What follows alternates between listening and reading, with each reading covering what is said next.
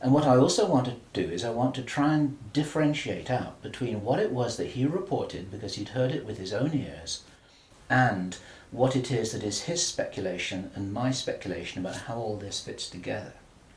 It's very important information. We need to know this stuff. Even though it doesn't look like it's going to be on track, I don't think this will happen.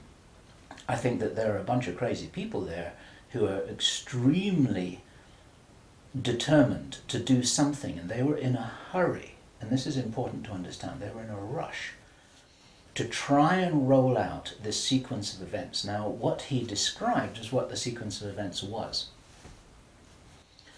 It starts with Israel attacking Iran. Now, this hasn't happened yet.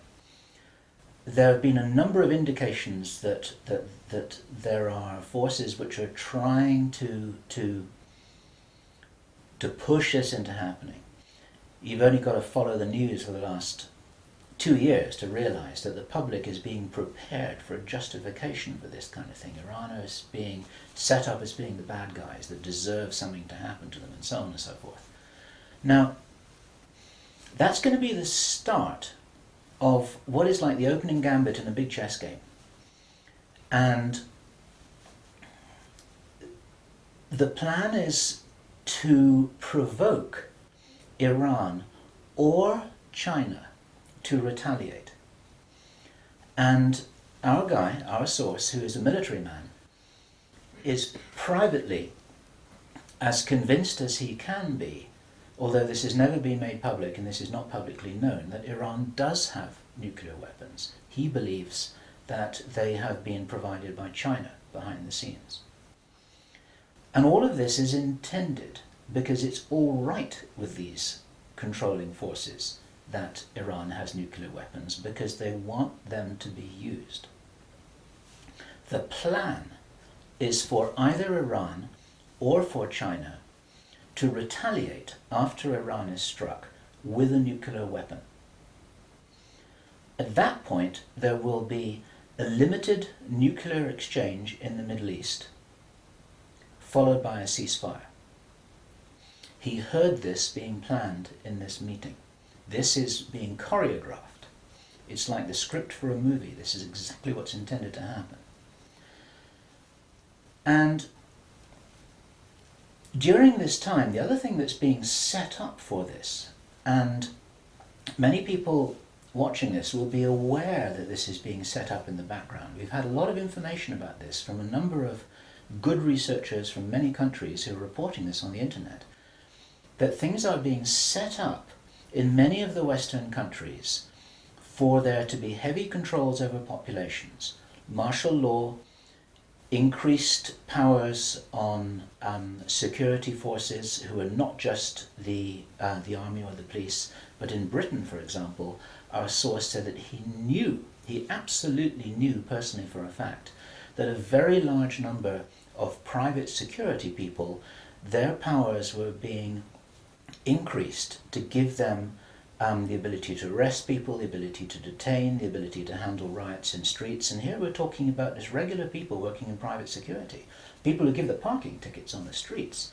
Their powers are being increased in the same way. And last year we heard President Obama talking about how he wanted to have a sort of national guard at home in America ready to handle this kind of thing. There are a lot of indicators that this is being set up.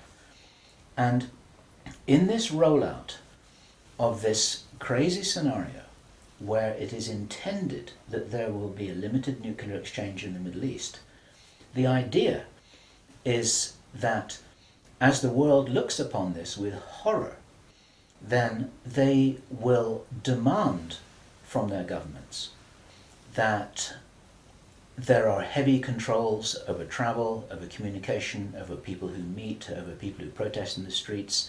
They want to make sure that they don't have crazy bombers on airplanes, crazy bombers in the shopping malls. They want to make sure, and because people will be driven into fear by this, they'll request and demand and insist on heavy controls from their governments, which will be justified. And this is where you're going to kind of get the martial law situation in all the Western countries. It's intended as a justification. All of this is just the start of something. because this story gets much bigger, and it's pretty horrifying. And if watching this now you're feeling a little bit shocked, this is how I was feeling when I heard this information, and this is how our source was feeling when he was hearing this information in this meeting, because this is just the beginning. Now, during the time of this ceasefire, everyone's shocked, everyone's frightened, everyone's really terrified about where this is going to go. There are all kinds of heavy controls over populations everywhere. And then the next thing that happens in this chess game that's being played is that biological weapons are released on China. He heard this being discussed in this meeting. They will release a flu-like virus that will be genetically targeted against the Chinese population. It's racially targeted against the Chinese people. It's designed to spread like wildfire and to knock out a large number of the Chinese people. And these people in this meeting were laughing about this. They said, China will catch a cold. Those were their words. China will catch a cold. And they were laughing about the fact that these biological weapons will wreak havoc among the Chinese population. And after that, then what effectively will be a kind of plague will actually spread right across the world to the West as well. Our source was not clear whether this was a Chinese retaliation or whether the thing would just spread out of control in the way that it would be very understandable if it did, whether it's racially targeted or not. These things actually mutate. So now you've got a situation where there's been a limited nuclear war in the Middle East. There's a pandemic that really is sweeping across the world and really is killing people very visibly. And you've got this totalitarian military lockdown in all the governments in the Western world because everyone's going to be in panic about all of this. And then, he said, then the real war starts. Something that would be justifiably called the Third World War, with a much more major nuclear exchange. And at this point, I asked him, is this just about population reduction? What is this about? Why are they doing this? Why this insane Dr. Strangelove plan for just unleashing all of this stuff on the world? Why do it? Now, as our conversation went on, I started to find answers to those questions. Now, some of this is speculation. I want to share this speculation with you because it's important enough that we work together here to figure out what's going on. And there are some clues, there's some very important clues that I'm going to present to you here in this video. He said, absolutely, it's about population reduction. So I said, well, in this meeting, did they mention any figures? And he said, yes, they did, 50%. Half the world's population. This is planned as per the Georgia Guidestones.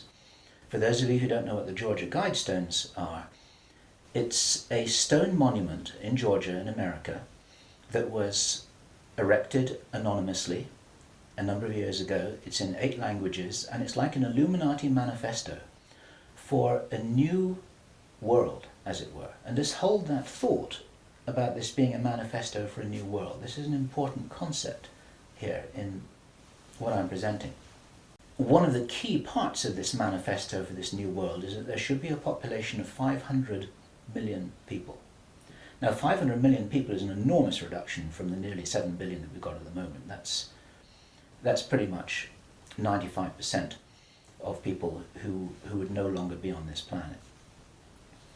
And 50% is a step towards that. And there's a reason why they're doing all of this. There's a reason why they're in a hurry. There's a reason for this insanity. And when he was explaining this, then he said that they have a name for this plan. This project has got a name. And I said, well, what is this name? He said it is called the Anglo-Saxon Mission. The Anglo-Saxon Mission.